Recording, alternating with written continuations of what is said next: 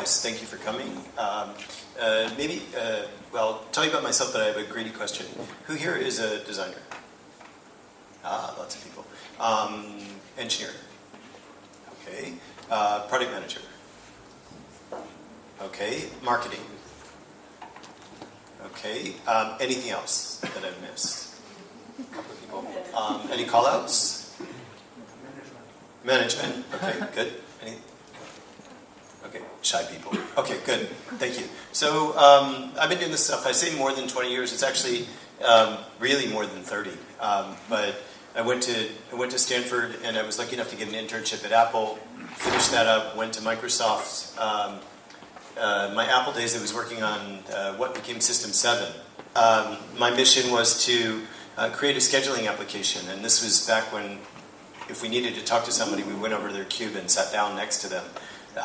Didn't know how to book a meeting room, but the product I created was called Microsoft Schedule Plus for Macintosh, which then became Outlook and Entourage, which some of you are using today. And then I moved to San Francisco and worked for a startup that Sybase gobbled up, and then went to work for Autodesk, then got a bug and a dog and decided it was time to move to New York City. Great place to move with a dog, by the way. And while I was there, I formed an agency doing usability research and information architecture, which is what product design was called back then. And in the middle of that period, business got quiet, and I researched and wrote a book on mobile design called Handheld Usability. It's way out of date, but it was very formative in my career and helped me to get work from a lot of mobile operators and handset manufacturers and other types of businesses, and got to do a lot of work with Vodafone. Then moved to London when the dog died, stayed there 9 years, became British, wanted a little break, came here, the referendum happened, so a little bit nervous given that the 29th is, I think, tomorrow. And now I work for Babbel, which was a dream that I had when I moved here. And I was very fortunate enough to go to a trade group event where the CEO, Marcus Fitta, was speaking, and I tapped him on the shoulder after his presentation. And it was a surprise that he spoke. And I said, Marcus, I love Babbel. I use it every day. And I would love to come and work with you to make the product better. And 2 weeks later, I had a job at Babbel, and I've been there since. It's about 2.5 years now. And so this talk is has a lofty title, and it's a story about an innovative new product that we were creating for a while, and I'll tell you that whole story. But first, language learning. Yep, that works. So language learning is really hard, but it creates a lot of opportunity. How many of you are native German speakers? Okay, that's about half. How many of you are native English speakers? Okay, and there are lots, I imagine, how many of you are, again, this will be my last question today on this level. How many of you have other mother tongues? Okay, nice distribution. So most of you know that learning a language is hard, but what it does is it lets you see the world in a very different way when you learn that other language. And PRISM here is the relevant metaphor, because you just get to experience things in a very different perspective in ways that you didn't even imagine. And it gives you new skills that can be painful to develop. And the comparison here is yoga. But when you do yoga, you get to develop those skills gradually. And the skills build on themselves. One day you can touch your knees, the next day you can touch down your shins, soon you can touch the floor. And that's only one part of yoga, of course. I haven't practiced in a long time, so I can probably barely touch my knees. But that flexibility enables you to approach people from a different perspective, to interact with them in ways that you didn't expect. I didn't know that Germans had a sense of humor until I understood my first German joke. And laughed really, really hard because I was just so happy that I understood something. Now my fluency level is much better, and it could be much better still, but I've made a lot of progress. But the next thing to consider is that there's always this comparison in learning language, unlike yoga. In yoga, you're just getting better. The comparison is yourself, and you can see other people, but they're different. With language learning, you've got this mother tongue that you're really good at. So every time you are trying to express yourself in that other language, in the back of your mind, it's like, oh, I know how to say that in my mother tongue. And that's why we've got the little guy and the big guy, because the little guy always sees the big guy, but it's just a metaphor. But at Babbel, we have that right because it works. And the important thing to do in learning language is to have that level of commitment. A little bit of work every single day, even 10 minutes, will make a very big difference. And has anybody here learned piano? I said I wasn't going to ask questions, but I'm going to ask a few little ones. Okay, I haven't. It's too frustrating for me. But because I'm a little bit of a perfectionist. You wouldn't know that from the way that I dress, but the slides are pretty good. So at Babbel, we do this language learning thing really well. And of course we could do it better. If you're a Babbel user, you know that we could do it better. And as the VP of Product Design, I'm striving to make it better every day. But we have offices in Berlin, in New York. Most everybody's in Berlin. We have about 600 full-time people. Now we've got what do we say here? Millions of subscribers, and we are the top grossing language learning app. We're not free, but we have millions of people learning with Babbel every single day. And our company mission, it's not a sentence, everyone learning languages, it's everyone. That's everybody here in this room, that's young and old. We really design for everybody, and we really care about everybody. And learning is what we do internally, and we help other people learn. And we're focused on language. So we now have a language travel application that's Babbel Travel. And we have live lessons on video, Babbel Live. And we have the Babbel English test for people who want to get some certification. But that's what we do. 14 learning languages, 8 display languages. That means the language you can set the app to so you can learn one of the 14. And we wanted to create something different. But we didn't want to iterate on what we already have. We wanted to make something new and something special. Because what we have is successful, but we wanted to make it more beautiful and more interactive and more everything. And this is what the landing page that we designed looked like. Learn for the real world, like something super practical. Not just grammar and vocabulary, but like focus on conversation. Because your confidence in speaking a new language is the most important part of that learning journey. And, I mean, the landing page is beautiful, but we'll go into the rest of it. So, prepare to get out there, and, the lessons, you can see little tricks here, like performance levels and how confident the speaker was. And speak, listen, be heard. It was really about getting people speaking, not writing or reading. There are 5 skills, by the way, in language learning. So, reading and writing, speaking and listening, and the last one we consider just confidence. So we created a character, Bea, your personal language coach. We had visions that we would have a different language coach for different users or different languages, but we only created Bea. And we went through full persona development for Bea. I think Bea she's Mexican. She lives in Los Angeles. She teaches at UCLA, and she also teaches language courses in the evenings. And she loves to dance, and she loves to cook for her friends, and she really, really loves the Mexican culture. So we really lived Bea, because we spent a lot of time with her.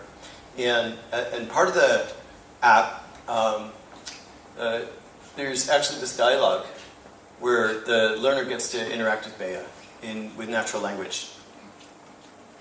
And we made really, really beautiful visuals. We commissioned photography, and these are images directly from the product.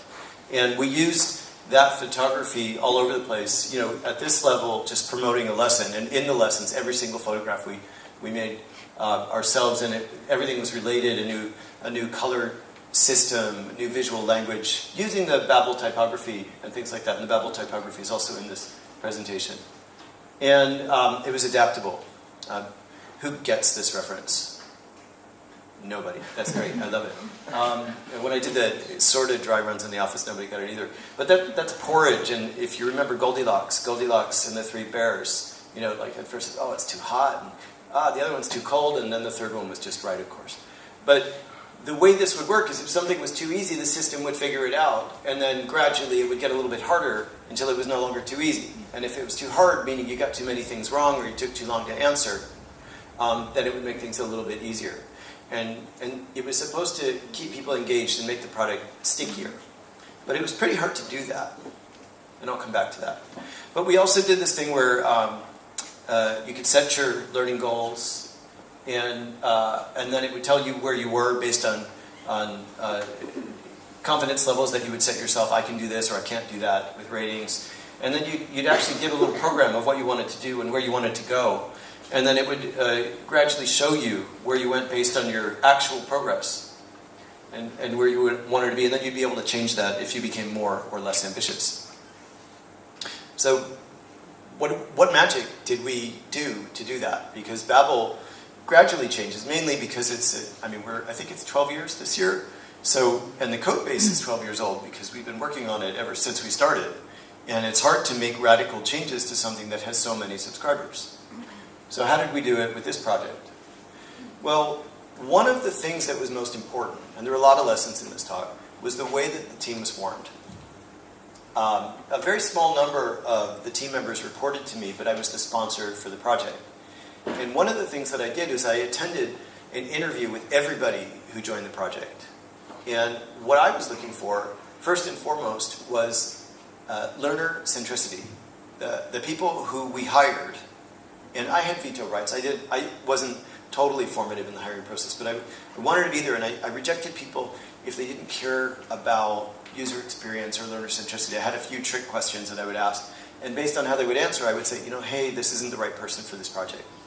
Or, yes, please hire so-and-so. It didn't matter the experience level, but if they had the drive and the interest and that learner sensitivity, then they could be part of the team. And the other most important thing to me was soft skills. Because I was creating a team that needed to have a common vision. They needed to work together. They needed to enjoy working together.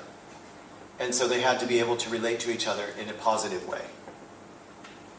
And the team was from all over the world, and most of them were already here in Berlin, but we relocated some people. A lot of the people were native Spanish speakers, not necessarily from Mexico, but we did have Mexicans, because we were focusing on teaching Mexican Spanish, which is quite different from European Spanish. Different pronunciation, different words, and they don't use one of the mechanisms like vosotros isn't used quite the same way. But we also, another thing that I think we did well was that we iterated based on metrics, qualitative and quantitative metrics. We did a lot of user testing, and we did, I call them quant drops, where we would run 1,000 users through a prototype. And those most often were 1,000 Babbel users that we would use an audience intercept tool on Babbel.com and take registered users and bring them through. What are we showing here? This was actually a survey that we ran, and we asked people how confident they were with their Spanish-speaking ability, and then we had them answer some questions, some open-ended questions, and then we scored them to see how their confidence correlated with their performance on answering these questions. And the interesting thing was there was a really beautiful correlation, and we were able to determine then that a confidence-based placement test was just about as effective as a multiple choice test where they could get things right or wrong based on grammar. There's a really interesting finding that we're now deploying in a can-do placement test for Babbel.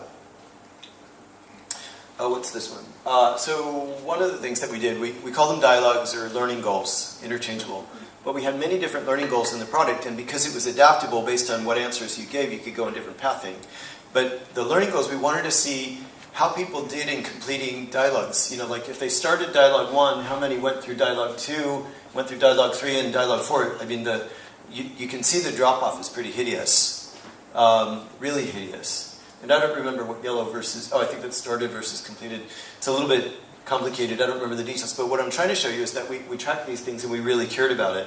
And then we had this inverse relationship where if they got one right and they went on, 94%, we developed all these really elaborate mechanisms to prove that we knew what was going on and that it was worth iterating one more time to get this product right, because the team were so passionate about getting it right. The adaptivity model was a tree structure, so I keep talking about adaptivity. So you can see it kind of moves around. It's a little bit complicated, kind of like this thing.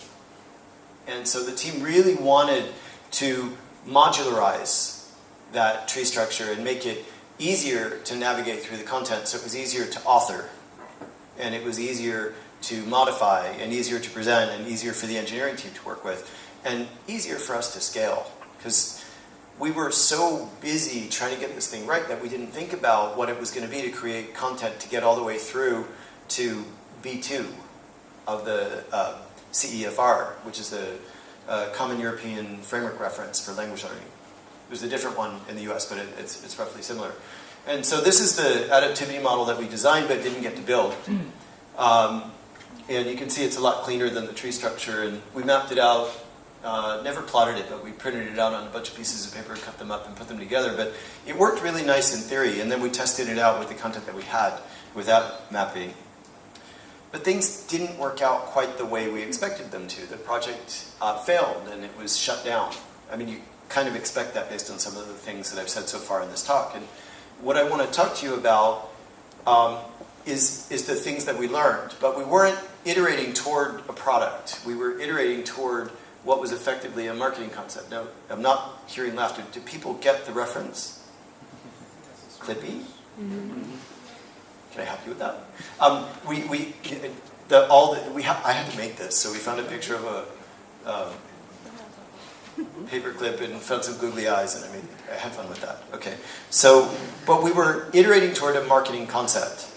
But how did we fall into that trap? What happened? Because we had one metric that we were looking after. And that one metric wasn't the metric that was going to make the product successful. It was dialogue 1 completion rate. Now I'm going to back up a minute. See the elaborate graphs, and like nothing generates graphs like that. That was a graph that we got from an internal tool that we then put into Sketch and made the curves look a lot nicer. Okay, so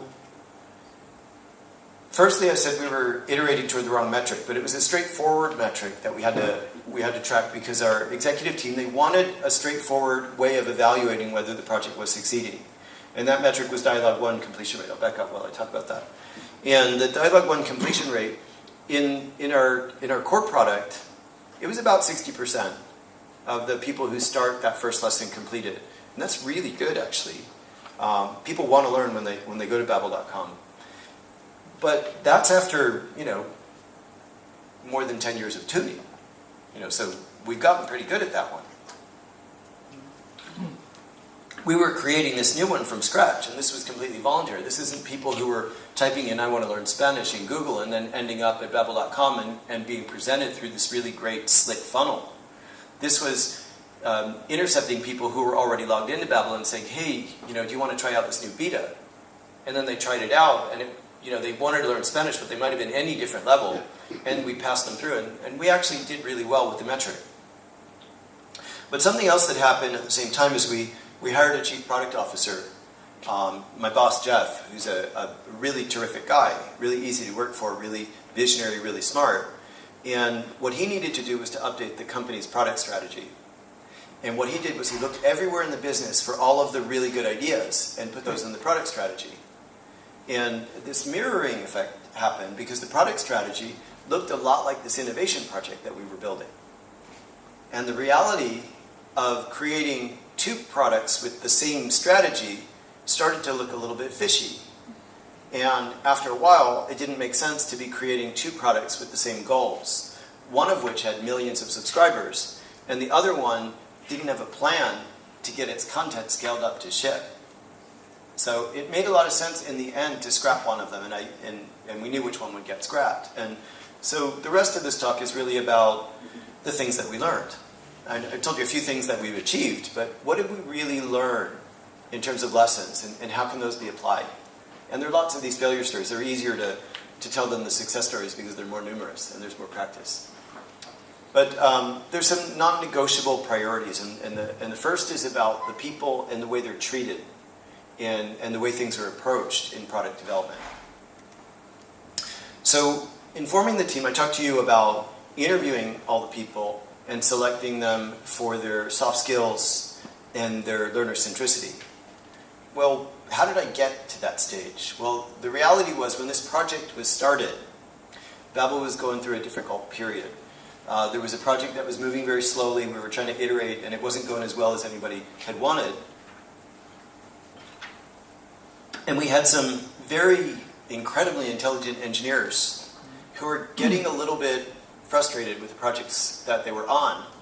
And so the CTO at the time said, you know, hey, why don't we put you on this adaptable language learning product, and you can try out some new machine learning skills. Well, the reality was we were creating an experience, not a new machine learning project, and those engineers became more and more embittered. And that was really, really frustrating for them and for everybody else. And this visual here, which I'm going to spend just a couple minutes on, has some interesting things in it. We started to do a survey after each retro to find out how people felt about working on this project. And we saw morale dip when we lost engineers. But then we saw morale go up every time we hired somebody. And we also saw morale really kind of, we got a little bit, I have to admit, we got a little bit desperate toward the end because we ran the betas a lot more frequently. We were really nailing it. We really figured things out. But, you know, that's what happened. When you hire people, people get happier. When you lose people, people get sad. That makes sense. And then, but no one's expendable. Even though we lost people who didn't want to be on the project, we also had to think about ways to keep people engaged. And one of those ways was the KJ method, which is this hyper-democratic, non-verbal approach to decision-making. I'm not going to go into too much detail about the KJ method, but I would recommend that you Google it. There's an article by Jared Spool from User Interface Engineering, and he describes it. We use that method a lot at Babbel. It's super fast. It's super effective. And everyone likes it after they've done it. When they first go into it, they're a little bit skeptical. But give it a try. It involves a lot of dot voting, and it is hyper-democratic, but it's not committee-based. It got the quiet people to participate in an equal way to the loud people, which was wonderful.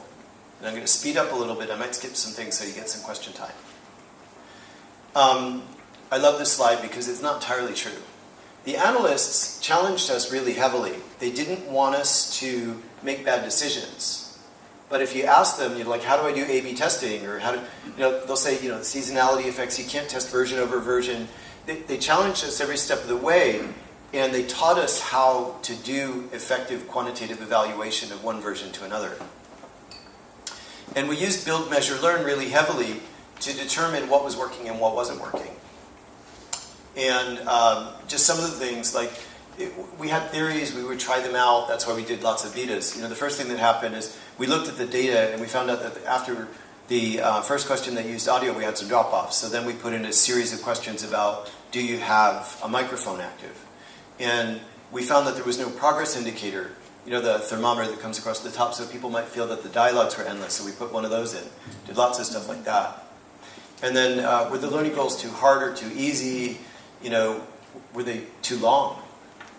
We thought if they were shorter, people would spend more time in the product. And the agile processes turned out to be really beneficial to the tenure of the team, because none of the people on this project have quit since the product was killed and we turned them into a project team. And they're about to ship their first version of the Candy placement test in the next couple of weeks. They've been working since September. So we brought them back into the fold. Those are some puppies that I saw over the weekend. I knew I'd get them in the presentation some way or another.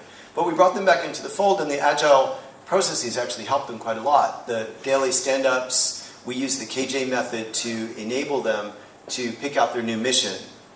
And in the retros, we figured out the things that were going wrong, and we really made changes to make things better. And that set of rituals really helped the team quite a lot because they believed in them. And they were used not just as lip service, but they were used as a critical way for how the team worked. And these are the three things that we learned. So the first is that failure breeds innovation. When you make mistakes, if you learn from them, then better things are going to come next time. And then democracy, this KJ method that we used a lot, and really caring about what the team had to say, it diffuses alienation and keeps everybody apart, even the quiet people. And then this ritual, the concept of ritual and reveling in it, it really is generative, and it really does help things move forward. And do I have any time for questions? Or do I have any questions? Any questions?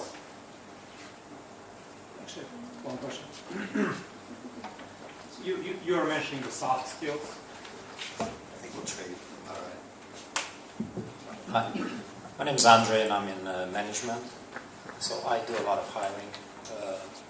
You're mentioning that you hire people for soft skills, so if you could just pinpoint or reiterate that what they are, or maybe just give them like in a priority order. The soft skills are just the ability to answer questions comfortably, giving them a challenge question, like telling them, "Oh, you're wrong," when they were actually right, and seeing how they respond. Giving them, a little bit of argument. Just see what it's like. Are they comfortable with that? Can they recover from it? Making sure they're not too interruptive or too quiet in the interview. It's hard to go through that in this context, to go through all of it, but interviewing for soft skills is a little bit of an art form. But it's really important. We wanted to make sure that people would get along.